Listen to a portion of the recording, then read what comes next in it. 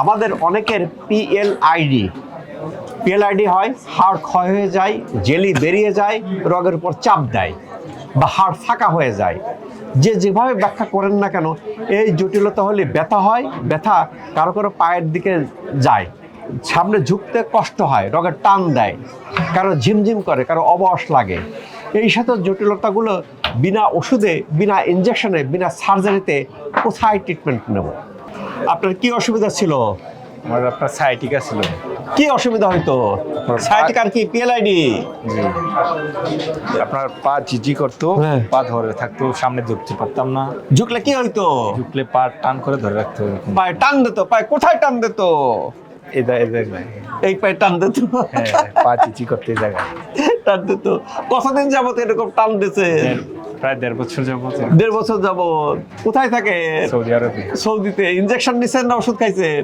ইঞ্জেকশনও নিচ্ছে, ওষুধও খাও। ওষুধও খাইছেন, ইনজেকশন নিছেন, তারপরে কি যে কয়দিন খান ভালো থাকে? ভালো থাকতাম, তারপর আবার আবার যাতাই হইতো।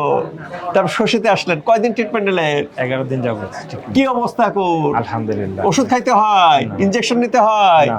এখন ডগে টান দেয়, এখন না। ঝিমঝিম করে। না, প্রিয় দর্শক, এখানে কোনো রকম ওষুধ ছাড়াই, ওই স্টেরয়েড, পেন কিলার বাদ দিয়ে ন্যাচারাল পদ্ধতিতে এখন অনেক রোগী 12 দিনের রেজাল্ট আসতেছে।